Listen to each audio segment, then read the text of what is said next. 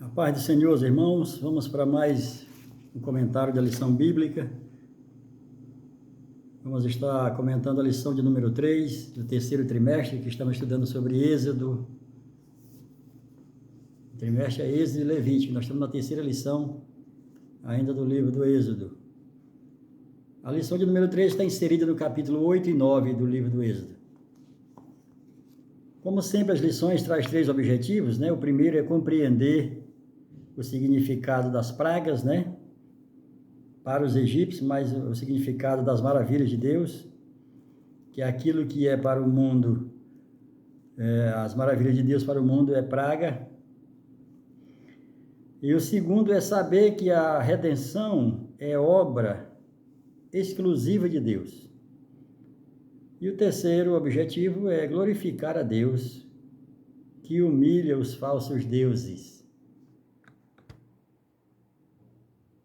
Esses são os 3 objetivos da lição.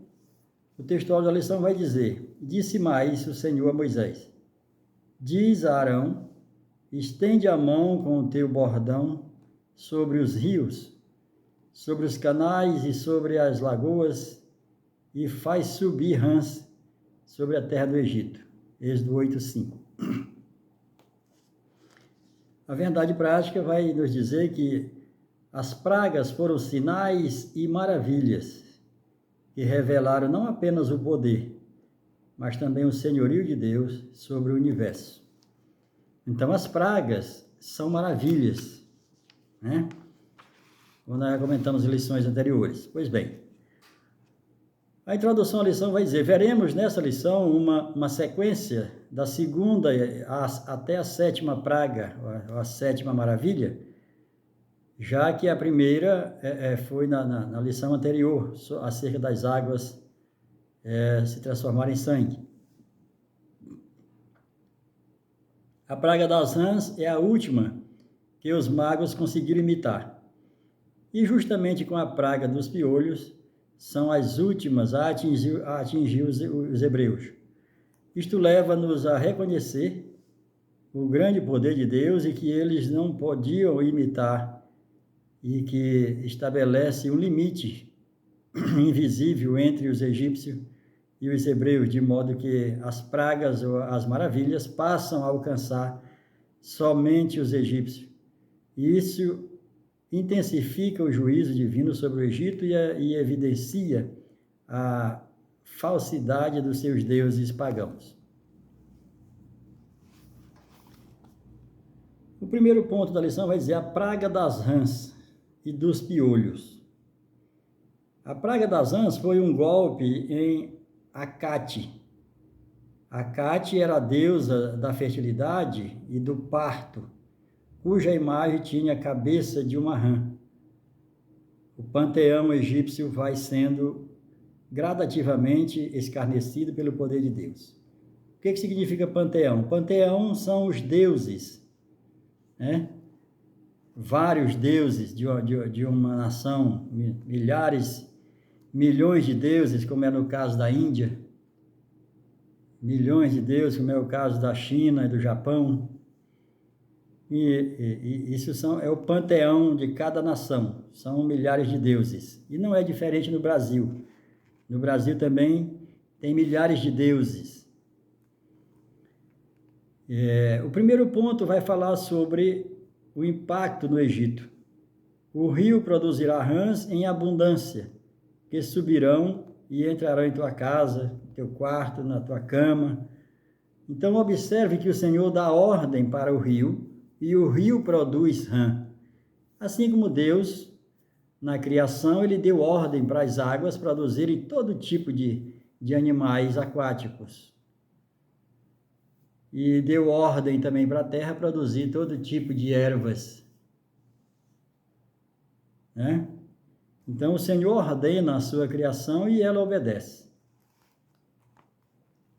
O segundo tópico do primeiro ponto vai falar a reação de Faraó. Chamou Faraó a Moisés e Arão e disse-lhe: rogai ao Senhor que tires as rãs de mim e do meu povo, então deixarei ir. Essa situação aqui, esse clamor, esse pedido de Faraó, não era para ter sido feito dessa forma. Moisés não teria que ter aceitado. Porque aqui Moisés teria que ter dito o seguinte: olha, nós vamos sair, tu nos deixa sair, quando nós estivermos fora dos teus limites, aí eu vou clamar ao Senhor e ele vai cessar. Mas quando você pede uma coisa e você se liberta para depois vir, é natural que essa pessoa não está querendo cooperar, né? O terceiro e último tópico do primeiro vai dizer o dedo de Deus, né? Em situações adversas, aqui o próprio egípcio, os seus magos, o Espírito Santo de Deus, como fala com qualquer um, né? Fala com Balaão, fala com os magos do egípcio, os magos egípcios, ele vai falar e eles vão entender, olha, isso é o dedo de Deus. Essa expressão, o dedo de Deus, na Bíblia, significa o Espírito de Deus. Ela está revelada aqui em Êxodo 8, 19, em Êxodo 31, 18. Está revelada ela também em Lucas 11, 20, onde Jesus vai falar acerca quando Jesus expulsa os espíritos imundos. E os fariseus vêm dizer para os discípulos, olha, o mestre de vocês expulsa os espíritos imundos pelo poder de Beelzebu, pelo príncipe dos demônios, que é Satanás. Aí Jesus vai dizer para eles que se ele expulsa os espíritos imundos pelo poder de Beelzebu, por quem expulsaria os filhos deles, né? Mas na realidade ele expulsa os espíritos imundos pelo dedo de Deus. E isso significa pelo Espírito Santo de Deus. O segundo ponto vai dizer as moscas e pestes nos animais. A palavra hebraica para enxame de mosca ou enxames de insetos ocorre apenas neste parágrafo e em 2 salmos que mencionam essa praga, Salmo 78, 45 e o Salmo 105, 31. O primeiro tópico do segundo ponto vai dizer, não atinge Israel. As outras maravilhas que para os egípcios eram praga, também atingia os israelitas, porque Deus estava se dando a conhecer tanto aos egípcios quanto aos israelitas que já não o conhecia. Já estavam na 4ª geração, como Deus tinha falado para Abraão, que a descendência de Abraão ia ser hostilizada, ia ser escravizada, mas que na 4ª geração Deus ia livrá-los. E aqui Deus está cumprindo. Só que esse povo precisava conhecer quem era Deus também. E é por isso que as maravilhas tanto vinham como praga para os egípcios, como também para os hebreus. Para que eles entendessem e conhecessem que o nosso Deus, que o Deus deles, era o verdadeiro Deus, né? E aí, a partir da praga das moscas, dos piolhos em diante, é que essas pragas o Senhor agora diz, agora o meu povo não vai ser afligido por essas pragas, né, ou por essas maravilhas. O segundo tópico do segundo ponto vai dizer o impacto no Egito. Eis que a mão do Senhor será sobre o Egito. Será sobre o teu rebanho que está no campo. Da mão do Senhor. São 8 nomes do poder de Deus no tocante ao Espírito Santo, né? Os símbolos do Espírito Santo. É água, é unção com óleo, é o fogo, é a nuvem, né? É a luz, é a nuvem que acompanhou os hebreus, é a nuvem e a coluna de fogo de noite, a coluna de luz. Selo, a mão, o dedo e a pomba. São símbolos que tipificam o Espírito Santo de Deus. E aqui o impacto no Egito. O Egito nunca mais foi o mesmo depois da investida do Senhor para mostrar quem é Deus, quem ele era para o seu povo e para os egípcios e para o mundo. o Egito nunca mais foi o mesmo. O Egito era como se fosse os Estados Unidos hoje. E nunca mais se levantou. Assim é a nação, uma nação que escraviza o povo de Deus. O terceiro ponto vai dizer, não saiam para longe. Não saiam para longe. Aqui quando o faraó começa a querer, porque na realidade o faraó sempre quis que o povo saísse, desde a primeira praga, mas o Senhor é quem endurecia o coração dele. Ninguém suportaria tanta aflição com o coração endurecido. O problema é que quando cessava, o Senhor ia lá endurecer de novo, para provar o povo dele, para provar os egípcios. E aqui ele disse, olha, vocês vão, mas não vão muito longe, fica aqui na nossa terra mesmo. Adore o Senhor aqui na nossa terra mesmo, aqui no Egito. Mas, como a palavra de Deus diz que Moisés foi obediente em toda a casa do Senhor, em toda a sua obra, em toda a sua casa. Então, se o mandato de Deus para Moisés era tirar o povo do Egito, Moisés não negociou. Moisés andou segundo a vontade de Deus. E falou que não, que teria que sair das terras do Egito. O terceiro e último ponto vai falar sobre as úlceras e as saraivas. Outras maravilhas de Deus. Entre as 10 pragas, as duas é humilhante. É a da saraiva e é não apenas mais longa das narrativas, mas também é que é precedida pelo mais longo de todos os avisos, né? Nós vemos aqui que quando Deus aflige uma nação, aflige um rei por conta do seu povo. Nós vimos isso aqui lá ainda com Abraão, quando ele entra no Egito, e ali ele mente que Sarai é sua irmã e não sua esposa. O faraó daquela época, então, toma por esposa a Sarai. Mas Deus aflige a Faraó e todo o seu povo, os egípcios, e aí ele busca a resposta e os seus magos vão dizer que é por conta dos hebreus. É por conta de Abraão que está ali. E aí o Faraó vai e dispensa e despede, expulsa, na realidade, Abrão e Sarai. Observe que Deus ainda não havia mudado o nome deles. Eles ainda estavam ainda na carne, na desobediência. Por isso que Deus não deixou que Sarai concebesse filho, porque teria tido filho lá do faraó, né? Assim também como Abraão teve o filho com Agar, não foi Abraão que teve Ismael. Deus ainda não havia tido aquele encontro com o Senhor, para o Senhor dizer assim, Abraão, anda na minha presença e ser perfeito. Até então, era Abrão. É por isso que quando Deus vai dizer, vai pedir o filho de Isaac como sacrifício, Deus vai dizer, me dá o teu único filho. Como assim o único filho? É porque Ismael não é filho de Abraão. Ismael é filho de Abrão, com Agar.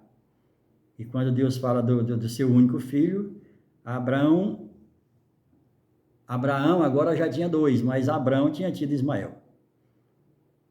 E aí, em toda a sua vida, depois que Sara morre, ele casa de novo e tem mais 6 filhos. Abraão teve ao todo 8 filhos, né?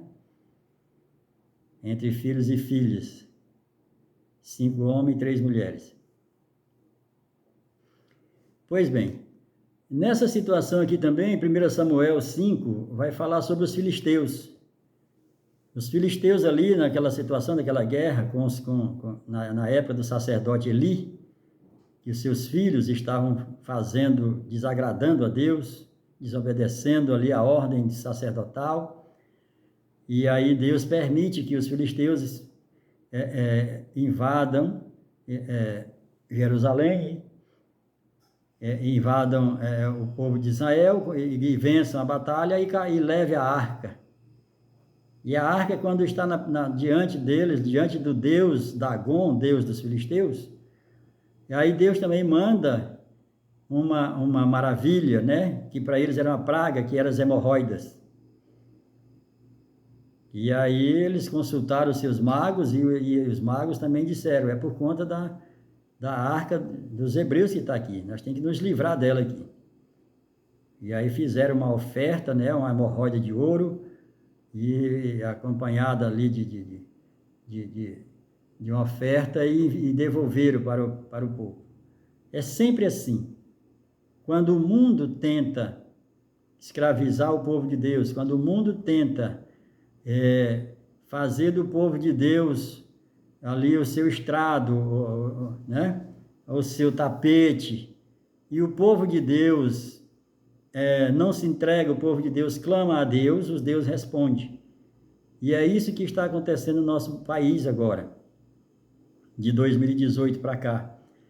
A igreja clamou ao Senhor desde 2012, vem clamando, e o Senhor prometeu em 2012, através de vários profetas seus, né, numa cruzada lá em Brasília, ele falou acerca do que ia acontecer nos últimos anos, e já aconteceu. E a última delas é o que está acontecendo no nosso país em relação à política.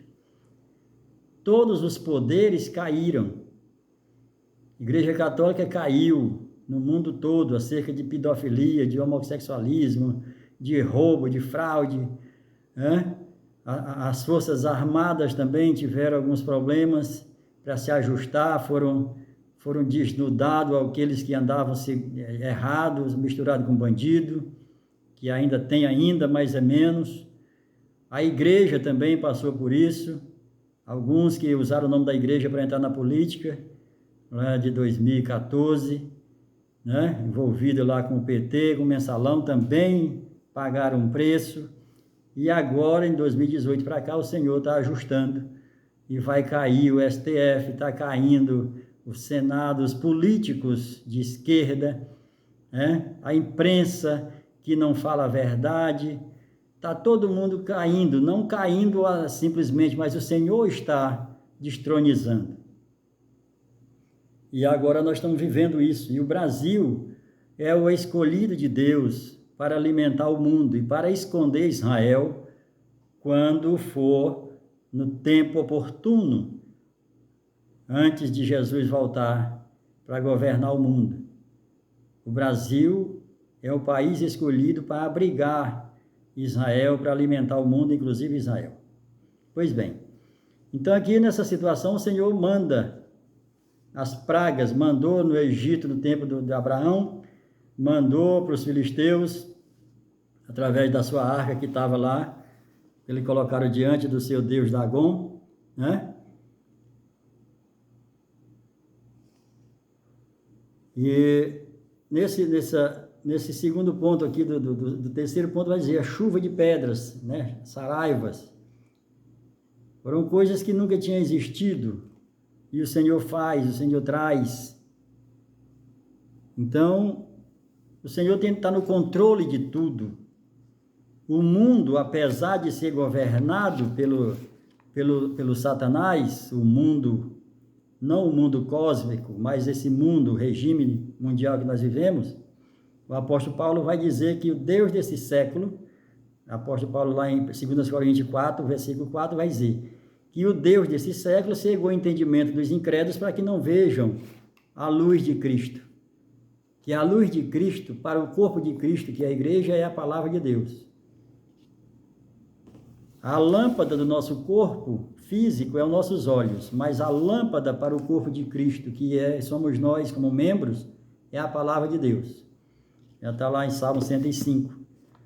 Lâmpada para os meus pés e luz para o meu caminho, é a tua palavra. Pois bem, então, nessa situação aqui, o Senhor tem controle sobre tudo. Satanás tem o controle do mundo. E Jesus venceu a Satanás, mas o mundo ainda não foi restaurado. Ele está restaurando as pessoas que querem, de todas as coisas que dos animais e tudo que foi danificado pelo pecado, pela rebelião de Lúcifer e pelo pecado de Adão, foi restabelecido tudo. Apenas o homem é necessário crer e confessar para ser restaurado. As outras coisas não, os outros animais não, porque eles não têm o livre-arbítrio. Então, quando o Lúcifer vai tentar Jesus no deserto, depois do batismo de João Batista, e João Batista batiza Jesus, e a palavra de Deus é que Jesus foi levado pelo Espírito Santo ao deserto para ser tentado pelo diabo. E aí o diabo vai tentar Jesus usar a mesma arma que usou com a Eva, distorcendo a palavra de Deus, usando a palavra de Deus de forma ali dúbia. Só que aí quando ele percebeu que a resposta foi diferente da de Eva. Eva teve dúvida na hora que foi responder para Satanás. Quando ele diz, é assim que Deus disse, não poderei comer de nada do jardim, olha só. Não era para Eva ter continuado com a conversa, com o diálogo. Mas ela continuou porque teve dúvida. E na dúvida o inimigo entra. Mas aí quando ele chega lá para Jesus e diz, se tu és filho de Deus, transforma essas pedras em pães. Aí Jesus, ao invés, não tenha dúvida, porque Jesus é a palavra, ele pega a palavra e diz, mas também está escrito, que nem só de pão vive o homem. Aí Satanás disse, opa, isso aqui é diferente. E aí Satanás tentou todas as formas e não conseguiu. E Satanás saiu, porque é assim que a palavra de Deus diz lá em Tiago. Tiago, resisti ao diabo e ele fugirá de vós. Mas ele fugiu por um tempo. Sempre ele está voltando para ver como é que está o nosso coração. E ele voltou também para Jesus. Várias outras vezes ele voltou, em situações diferentes. Porque lá está escrito lá, em Lucas 4, que ele deixou Jesus ali por um tempo, mas ele sempre está voltando. E aí ele disse a última investida lá no deserto, ele disse, olha, todos os reinos da terra são meus, foi-me dado, e eu te dou se tu me adorar. E ali ele não estava mentindo. Ah, pastor, mas o Satanás é o pai da mentira. Sim, mas ele não fala só mentira. Ele é o pai da mentira, mas ele também fala a verdade. Só que quando ele fala a verdade, ele fala de uma forma para levar vantagem. Se você entrar na verdade que ele está dizendo, você vai estar desobedecendo a Deus. Quando ele diz que se Jesus quisesse, podia transformar as pedras em pães, ele estava falando a verdade. Jesus pode. Podia e pode. Mas nem sempre, nem do diabo se deve aceitar nem a verdade dele. Pois bem, então o mundo jaz no maligno. Esse mundo é dominado pelo maligno. Agora Jesus vem restaurar o mundo. Jesus vem governar esse mundo danificado pelo pecado, corrompido, ele vem governar durante 1000 anos. Depois que ele governar o mundo durante 1000 anos, aí é que vamos estabelecer um novo céu e uma nova terra, aonde não tem mais a sombra do pecado. Amém? Que Deus abençoe. O terceiro e último ponto fala a reação de Faraó, tendo visto Faraó que cessaram as chuvas e as pedras, tornou a pecar, aliás, e endureceu o coração, né? E aqui, no versículo, no Êxodo 10:1, o Senhor endurece o coração, né? Mais uma vez o Senhor endurece o coração dele para não deixar o povo ir, para provar o povo de Deus, porque nós somos provados. O Senhor prova todo aquele que ele escolhe, todo aquele que ele chama, ele prova. Não para nos conhecer, mas para que nós possamos conhecer a ele e nos conhecer.